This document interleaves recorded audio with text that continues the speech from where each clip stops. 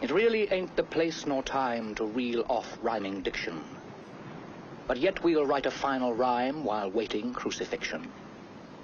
For we bequeath a parting tip of sound advice for such men who come across in transport ships to polish off the Dutchmen. If you encounter any Boers, you really must not loot 'em. And if you wish to leave these shores, for pity's sake, don't shoot 'em.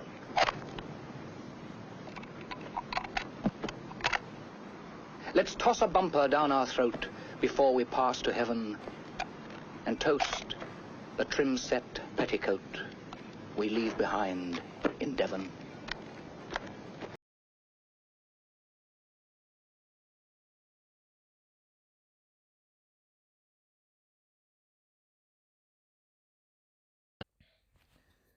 The following letter was received from Private W.E.G. Clark of the Bushman's Contingent, late of Marble Farm, Black Hill, Kyneton.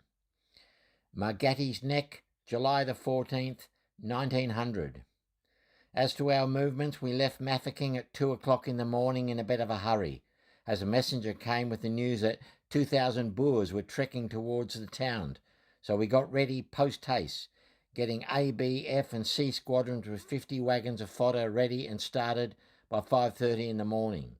Also, 8 mule trains with ammunition on board. We got to a place called Malmania at 12 that night, 18 miles out, but I had a bit of bad luck. I had my horse saddled ready to start when Jack Gardner's horse kicked mine on the front leg and broke it, so I had to walk to Rensburg, some 80 miles, with wagons, and it was very cold and slow. We landed just in time to see the fun.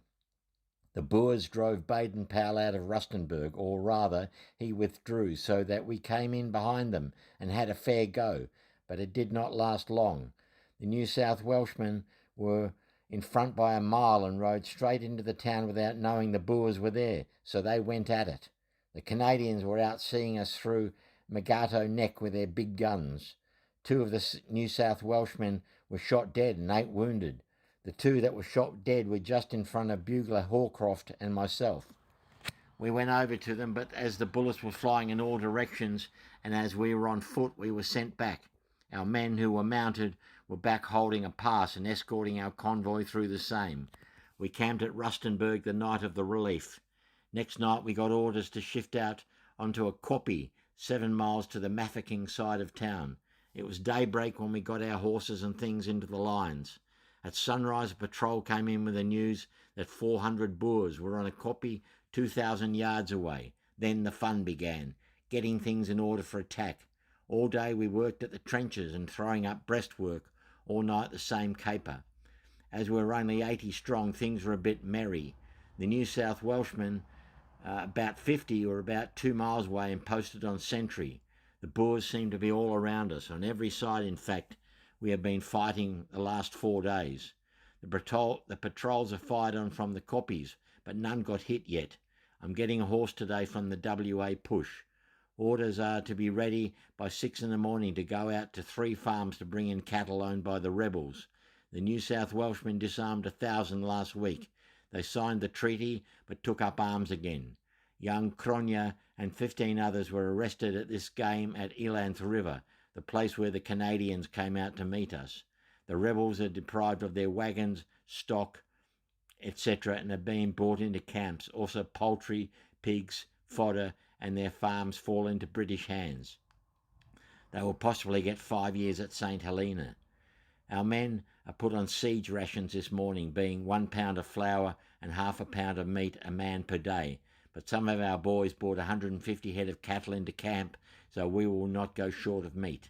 This place has plenty of oranges growing on all sides and also lemon trees laden with fruit.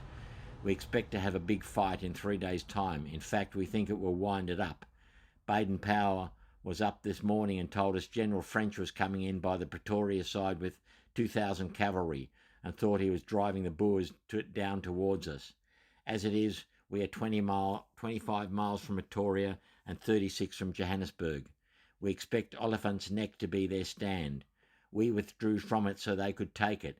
We can also get the Canadians onto it with their guns, and they are the boys to use them too. The other day at Labatia, when the guns were coming in, the Boers started firing on the convoy with a pom-pom at a mile range, and the Canadians dropped a 94-pound shell about 100 yards off their gun, but the second fell under the pom-pom carriage and kick goes cocky. We have not heard any more of it since. A Dutchman who handed in his arms told us it was disabled. It would do a man good to see the stock of arms handed in, from blunderbusses to Mausers, makes dating back to 500 years BC. Wednesday the 25th, 1900. 25th of July, 1900. Since I started this brief, we have had many changes. I was called away from writing to go on patrol. 12 of us went out to a farm with 3 wagons to obtain fodder for the horses. When we got it nicely loaded, ready to start, a black boy came and told us there were 300 Boers coming down on us, so we had to go for all we were worth. They captured our wagons. One man, Trooper Bartlett, got shot through the ankle. On the whole, we escaped lucky. The next morning, myself and Private Gordon were sent up on the Kopje, 8 miles out of Rustenburg. We were kept there for 5 days with only a gallon of water and 2 pounds of meat and 1.5 pounds of flour between us per day, and that the natives carried to us. On Saturday the 21st of July, part of 100 Queenslanders relieved us. We had just got into camp, were sitting down to tea when we got orders to be mounted and ready in half an hour. I had been remounted in the meantime on a fine specimen of SA police horse, in place of the one that got his leg broken at Mafeking. We rode to Magot's Pass. Here we joined the New South Welshmen and all the available bushmen. We were told there were 100 Boers 13 miles out waiting to attack our convoy, which was coming from Mafeking, with our mails and £1,000 pay for our boys. We started, and when we got 10 miles, it was 12 at night, and much later we reached Woodstock, where we fired on the Boers, ourselves firing about 50 rounds. Later on, we dismounted and charged the hill that the shots were coming from. When we got to the top, we found it empty. It turned out to be a Boer sentry. We waited until 4 in the morning, then advanced carefully along the side of another hill, and so came to a farmhouse. Here we were told that no Boers were about that part for at least 6 weeks. We pushed on to meet our convoy. Colonel Airy sent out advance guards as well as side flanks accordingly. At 8 o'clock the Boers opened fire on us, and we marched along the main road under a line of koppies. Major Villiers, who was with us, gave the order. 4's left, dismount, duty. In half a minute the bushmen were pouring bullets into those on the kopje at 200 yards. The horse holders had to take the horses back under cover, myself being one. This was the toughest job of the day, owing to the prickly bushes and stubborn horses to lead. Well, we got them back about 200 yards behind. All the time, some of the Boers were hidden in behind brick buildings, evidently deserted by some for purpose of this fight. Myself and Sergeant Bugler Ward, Tom Furness and Sergeant Tracy got down into a creek behind some houses. I could not get my 4 horses to lead through the prickly bushes, and the whizzing of the bullets was awful, so I mounted Trooper Glynn's horse. I had not gone 30 yards when he was shot under me, but I had no time to think of falls. I gathered up the remains of the 3 remaining horses and made further down the creek, or Spruit, as they are called. Myself and comrades stayed here for an hour until the fire got too hot. We thought that we were being fired on from the other side of the creek from a farmhouse about 80 yards from where we were with the horses. One of the WA men who had his 4 horses shot while coming down the creek remarked that he had thought there were some Boers on the other side of the creek shooting at our horses. We had not long to wait when we saw 3 Boers come out of the house and start shooting on the Queenslanders' horses. So we set to and took good aim, and down they went. We went over and had a good look at them, and one was shot through the body and the other 2 through the head.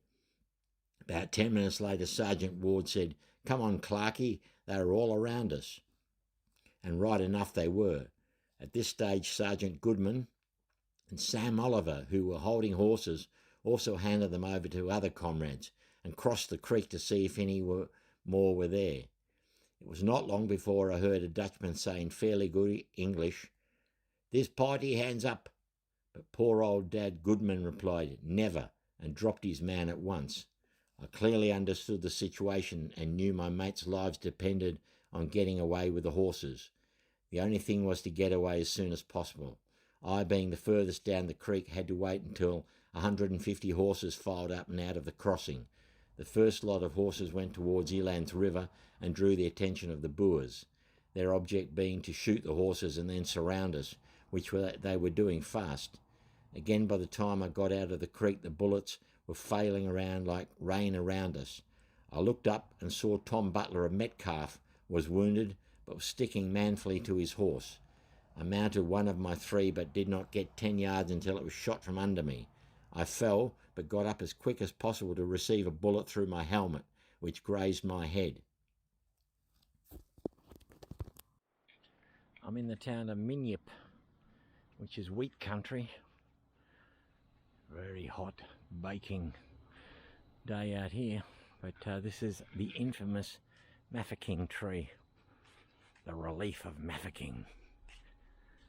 This tree was planted by the residents of Minyip on the 6th of June 1900 in commemoration of the gallant and successful defence of Mafeking, South Africa, by Colonel Baden-Powell and his brave garrison during a siege by the Boers, extending over a period of 209 days. This tree was planted to replace the original by members of Minyip, CWA 1970, so I wonder what the original tree was. Now, if you don't know, Mafeking was probably one of the most infamous sieges in Victorian history. The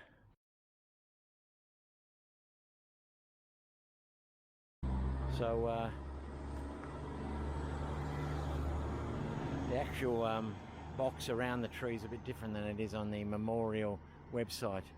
They've changed it, but yeah, this is the Mafeking tree. So glad I got to see it, and so did you.